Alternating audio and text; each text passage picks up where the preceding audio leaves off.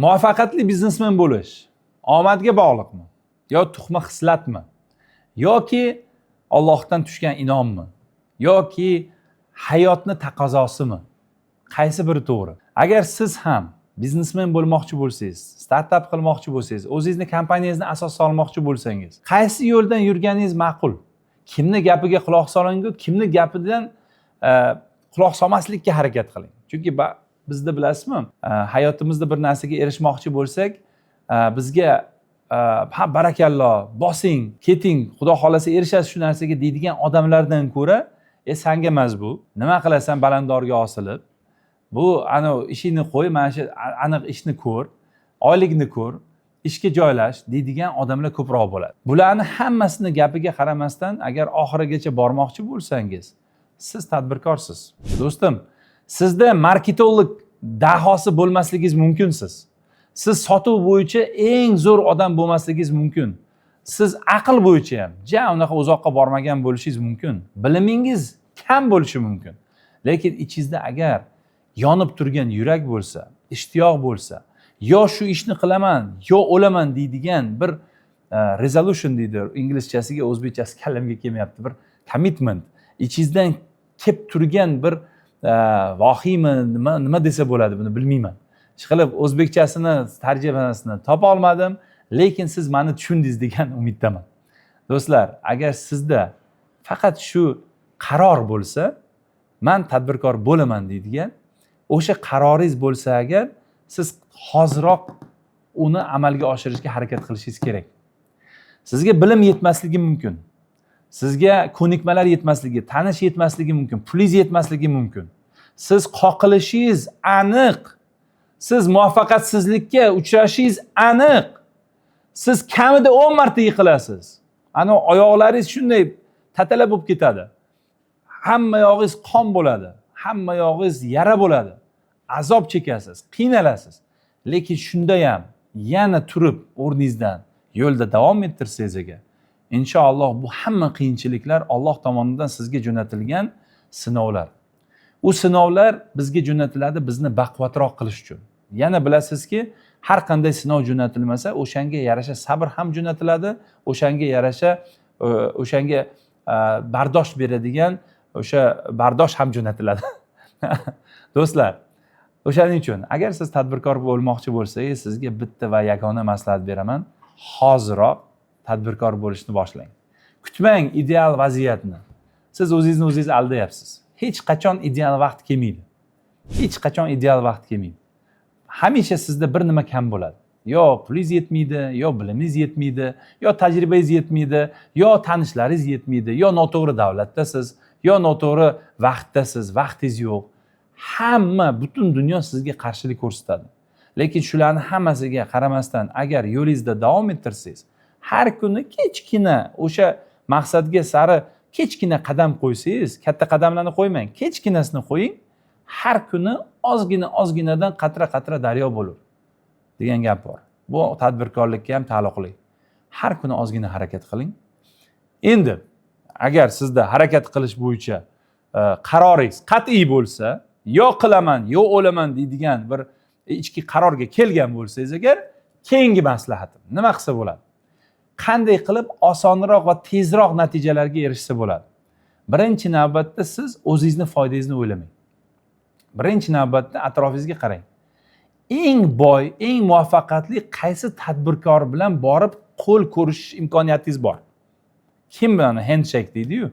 Kim bilan ko'risha olasiz? O'sha odamni o'ylang. O'sha odamlardan bir 5 tasini spiska qiling o'zingizga va o'shalarga borib, aka deng, sizga choy tashuvchi kerak emasmi? Kofeingizni vaqtida olib kelib beradigan kerak emasmi? Yo bolalaringizga enaga kerak emasmi? Yo uyingizga bir mardikor kerak emasmi? Men sizga har qanday xizmatingizga tayyorman. Faqat iltimos, meni ham o'zingizga o'xshagan tadbirkorlikka o'rgating. Mayli o'rgatmasangiz ham yoningizda yurishga izn bering. Men sizni xizmatkoringiz bo'lay. Xudo xolasa nasib bo'lsa, shu odamning atrofida yurganingizdan sizga ham yuqadi. Albatta bu odam sizga o'zi xohlagan yo xohlamagan vaqtda ham sizga o'rgatadi. Qanday nima ish qilyapti, qanday gaplashyapti, kim bilan nima muomala qilyapti. asta uni tushunishni boshlaysiz va siz u odamni o'ng qo'liga aylanishni boshlaysiz. Uni o'ng qo'li bo'ling. Birinchi o'sha ustozingizni kamida 2 barobarga boyiting. Uni boyitganingizdan keyin, unga nafis tekkandan keyin ustoz deng, mana shuncha yil xizmatingizni qildim. Siz mendan rozi bo'ling, men ham sizdan roziman. Menga bir duo qilsangiz, o'zimni ishimni qilmoqchi edim. Agar xohlasangiz sizga mana shu ishdan bir ulush ham bermoqchiman. Nima deysiz shunga?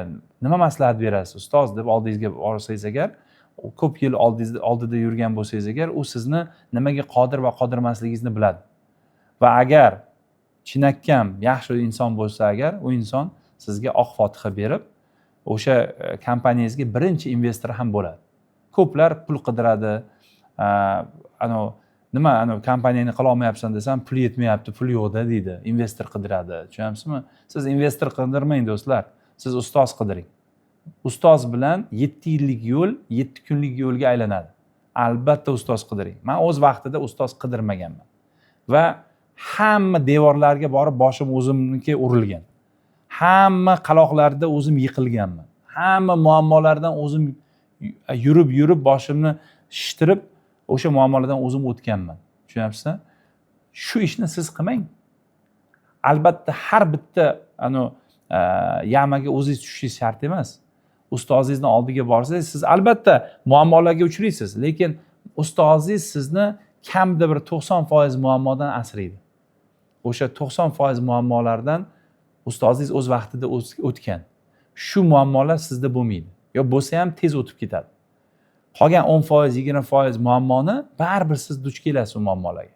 O'zingiz yengishingizga to'g'ri keladi. O'zingiz ham ustoz bo'lishingizga majbur bo'lasiz oxir oqibat.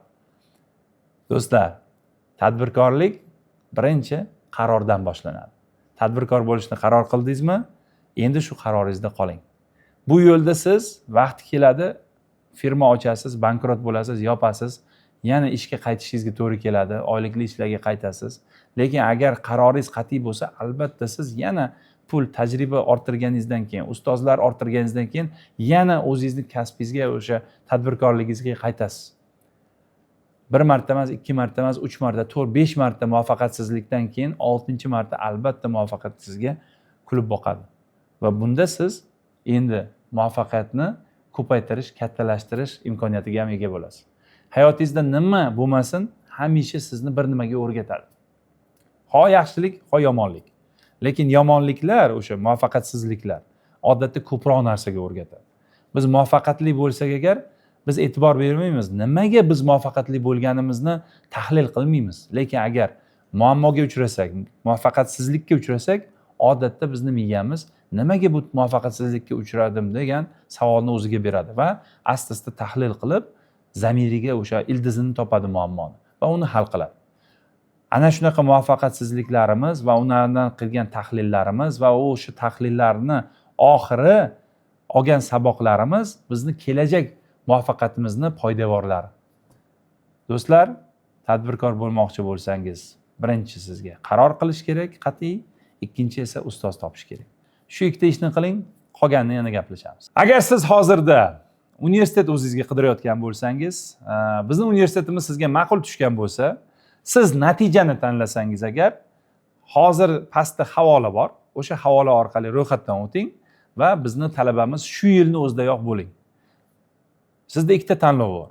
Yo, butun yoz 189 ta universitetga hujjat topshirib, keyin kerilab yurasiz. Qaysi biriga kirganingizni hammaga ko'z-ko'z qilib, yoki siz shu yozni o'zida biz bilan birgalikda natijaga qarab yo'lni boshlaysiz.